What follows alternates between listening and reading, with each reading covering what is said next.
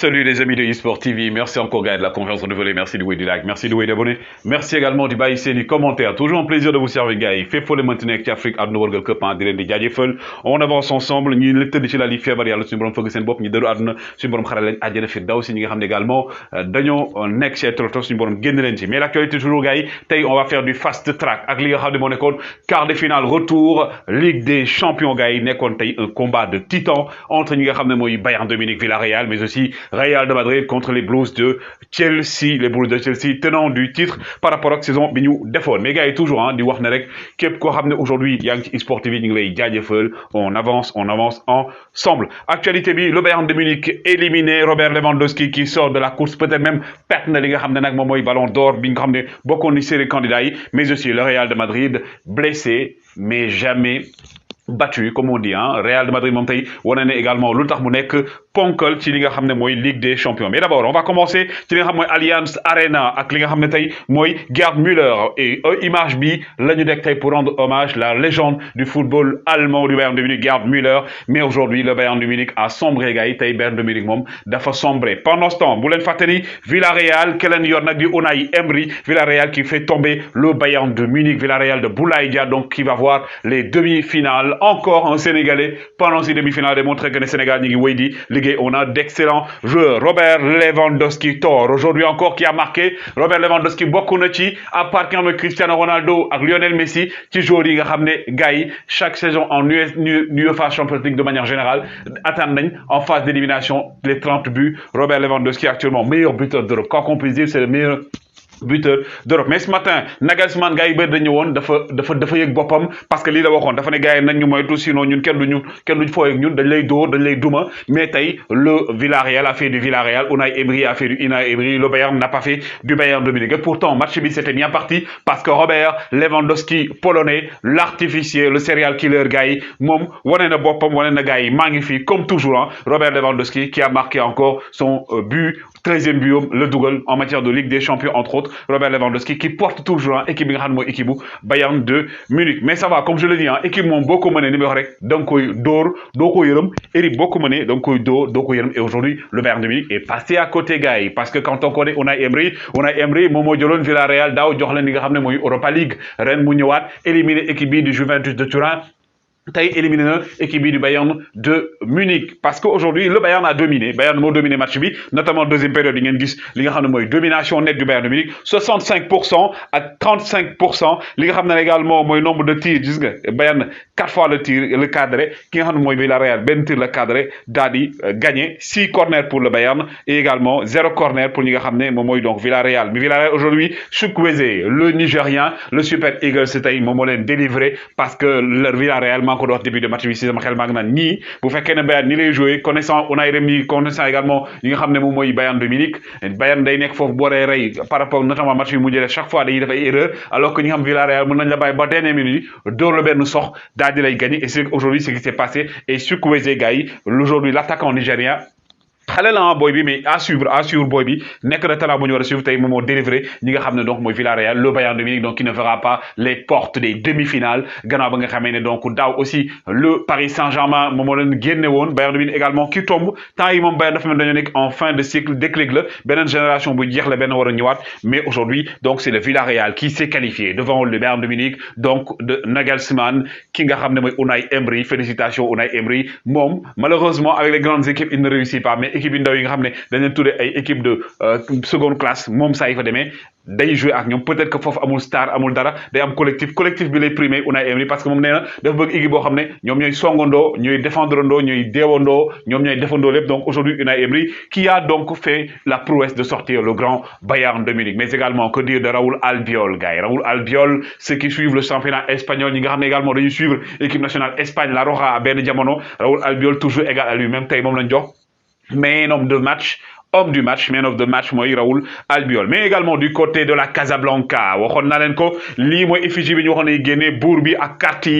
yi ñu def ci li nga xam ne mooy trophée Ligue des Champions nombre de 13 donc aujourd'hui nous sommes les rois comme la wax Personne ne joue avec les rois. Et le roi aujourd'hui, c'était le Real de Madrid avec aujourd'hui Karim Benzema qui se dirige tranquillement, Gaï, vers le titre de Ballon d'Or avec Sadio Mane toujours qui est en course parce qu'aujourd'hui encore, attention, vous faites qu'un Liverpool donne demain qui a ramené donc Benfica, Liverpool, on l'espère, dîner des matchs finales et on espère pour moi, sincèrement, vous faites qu'un Sadio Mane de Ligue des Champions, ce sera le moyen de donner à Sadio Mane le Ballon d'Or. Mais également, Ancelotti, le manière si moi, Gaï, taï, dominé parce que tey piège bi nga xam ne moom la Real tegoon li nga xam ne mooy Chelsea match allez ba waxoon naa ko ce matin mooy pression haute bi ñu defoon bloqué li nga xam ne mooy couloir yi notamment di désaxé ak Valverde tey ki nga xam ne nag mooy donc Thomas Tuchel waxoon na ko dès le début ñëwoon na bañ ñu dóoree dama seetaan match bi ñetti yoon mais mënu ma woon nelaw donc tey loolu la ki nga xam ne Thomas Tuchel def mooy pression haute ak également Mason Mount qui a ouvert l'estocade qui a permis aujourd'hui de déverrouiller li nga xam ne nag mooy cadenaaru kii di Thibaut Courtois tey jël na ñett moom it ndax ki nga xam ne donc moom mooy donc Mason Mount tey wane na également ils étaient chauds mais aussi que dire de James également gars yi match bi passe dafa am pression parce que dédoublement yi Real doon def ci wetam moo tax te pression haute bi ñu def ba pare aujourd'hui ki nga xam ne moom mooy donc Thomas Tuchel change de système am yokku milieu bi de terrain bi Kovacic qui a fait un match exceptionnel et N'Golo Kanté ñu gisaat ko donc ñu dugal mais deuxième également et le premier but en Ligue des Champions d'Anthony Rudiger gars yi quand je pense que ne waa Chelsea ba moytu dañuy perte Rudiger ki nga xam ne moo nar a jënd Rudiger moo nar a am chance parce que Rudiger c'est actuellement l'un des meilleurs défenseurs du monde muy moom di Van Dijk di Kalidou Koulibaly ñett ñooñu gars yi actuellement en matière de défense ñoom ñoo ci mën ak Thiago Silva entre autres mais Rudiger tey qui a donc gars yi mis un but exceptionnel de la tête missile le dóor ci kaw Thibaut Courtois donc le carnet yi la raxas kenn mënu ci dara mais également gars yi match Real de Madrid bi ñii di waa Chelsea dafa meloon ne match de boxe ku dóor sa morom rek jël temps ñu dem fële kaw a amul comme on dit kaw a dëbu rek a fa amoon donc aujourd'hui le ci Blues de Chelsea sont passés à côté parce que ñoom ñoo mën a woon 3-0 balaa Rodrigo di dugal but Rodrigo bi nga xam ne aujourd'hui aussi le coaching gagnant il faut en parler de Ancelotti parce que Rodrigo ak beneen joueur di ngeen ko gis ci kanam ñoom ñoo changé match bi Valverde également ñu gën ko gis par rapport ak match bi parce que premier mi-temps comme je dis Real benn yoon dooru ko ci camp yi benn occasion Real amu ko ci premier équipe mais comme on dit quand on s'appelle le Real de Madrid ça veut dire que ne yow tu as de l'expérience chaque fois mental la ñuy gagner mais aussi le but de Alonso gars yi wax nañ ci polémique but la du but VAR bi daf ko waroon bàyyi amul faute validé et tout ce qu'il faut savoir mooy que ni gars yi règlement bi li mu wax mooy que ne bal bi bu dalee fépp munti dal si sa loxo même bu fekkee ne njëkku fa dal ñi nañ ci pooj bi la njëkk a dal même bu jëlee njëkkee dal ci pooj bi dal ci loxo bi rek loolu faute la c'est valable pour le joueur comme c'est valable sur le gardien hors de sa surface moo tax le but ne pouvait pas être validé gars yi nag wax nañ bon voilà lii ak lii mais l'arbitre a pris la bonne décision parce que règlement bi loolu la wax man nag supporté wu ma Real damay wax li règlement bi wax donc aujourd'hui but boobu mënuñu ko woon valider buñ ko valider woon aujourd'hui aussi le Chelsea avait mérité de gagner mais Chelsea aujourd'hui est passé à côté et Edou Mendy aujourd'hui également malheureusement Edouard Mendy moom aussi il est passé à côté mais Timo Werner gars yi depuis 2 matchs Timo Werner mi ngi commencé waat di revenir ñu ngi commencé waat gisaat Timo Werner bi ñu doon gis ba mu nekkee ci RB Leipzig Timo Werner tey nga xam ne Casemiro la raxas jëlaat également Carvajal paajal toj caax yi Thibaut Courtois mënu ci dara donc aujourd'hui félicitations également à cette équipe des Blues de Chelsea gis nañ image boo xam ne c'est une image frappante parce que également Thomas Tuchel nekk na un grand entraîneur parce que Thomas Tuchel équipe yi mu yor yëpp minimum dina la yóbbu demi-finale Ligue des Champions ça veut dire que c'est un grand d'entraîneur mais aujourd'hui aussi boo gisee benn moment prolongation dafa indi tableau ci biir terrain bi wane ne c'est un Allemand c'est quelqu'un koo xam ne c'est un bon stratège c'est un bon technicien et que Chelsea bi ma gis gars yi malheureusement avec peut-être yenn manquements yi amoon ak erreurs yi ñu defoon match aller bi peut-être bourde Edouard Mendy bi gars yi dinañ ko waxaat donc bourde Edouard Mendy bi peut-être joué na ci mais comme on dit c'est le football mënut a ñàkk mais Toni Kroos tey il est passé à côté moo tax nag ce qui a changé le match mooy l'entrée de ce jeune pépite bi nga xam ne il est passé par Rennes Cavaninga gars yi naa ko moom mooy espoir mooy lendemain li nga xam ne mooy équipe bu Real de Madrid moom ak également Valverde on parle aujourd'hui de Tchouaméni peut-être mu ñëw mais le Real gars yi qui se reconstruit Real mi ngi defaraat beneen génération Real mi ngi préparer également l'après Modric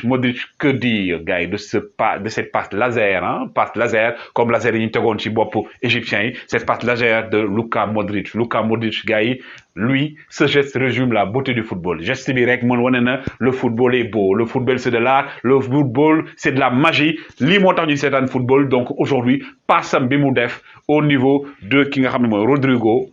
personne, mais je dis aucun gardien ne pouvait faire quelque chose parce que également Edouard Mendy dafa def écran gars yi naan non mënoon na ko jàpp dafa def écran bu mu defee écran fermé na angle bi booy bi fi mu def bal bi déjà ak vitesse d'exécution bi mu ñëwee donc Edouard Mendy ne pouvait rien contre ce but le Real de Madrid aujourd'hui qui s'en sort même bu fekkee dem nañu prolongation. Chaque année, comme je le dis, chaque année, équipe yi nga xam ne histoire la aussi équipe yi nga xam ne dañuy gagné Ligue des Champions année précédente bi bu ñu dajee ak Real moo leen di éliminer wala boog équipe yooyu noonu di gagné Ligue des Champions chaque année bi si topp bu ñu ñëwee rek phase yi dañ leen di éliminer aujourd'hui également que dire de Benzegol la tête venue d'ailleurs Benzegol qui remet ça ki nga xam ne nag mooy Karim Benzema moom Edouard Mendy waxoon na ko nee na ki ma gën a ragal ci attaquant yi mooy Karim Benzegol Benzema d'or comme on dit peut-être parce que même man bu dee ne Sadio Mané supporté mais Benzema tey wane waat na ne c'est un grand joueur c'est un grand attaquant c'est le meilleur neuf Ronaldo el phénoménal wax na ko nee na tey man yàgg naa wax ne Karim Benzema wala na jël ballon d'or mais ba ma koy wax gars yi dañ ma doon critiquer ne ma woy li wëg lii Benzema eggul benn niveau bi mais Benzema je l'ai toujours dit Cristiano Ronaldo moo ko doon nëbb parce que Benzema il ne faut pas oublier que ne avantage bi mu am ci yeneen attaquant yi moom d'abord avant moo nekk neuf gars yi di ko jouer le 9 c'était un 10 au niveau de l'Olympique Lyonnais 10 la doon jouer comme Zinedine Zidane 17 délai et tout après il a progressé et Benzema également il joue comme le style de Ronaldo et le phénoménal parce que moom mooy idolam moom mooy référence am aujourd'hui en tout cas ce qu'il faut retenir le Real passe et ça ne casse pas mais au niveau du Bayern ça casse le Real passe et le Bayern casse woy leen jëlaay gars yi toujours un plaisir de vous servir wax leen seen avis jaa ngeen jëf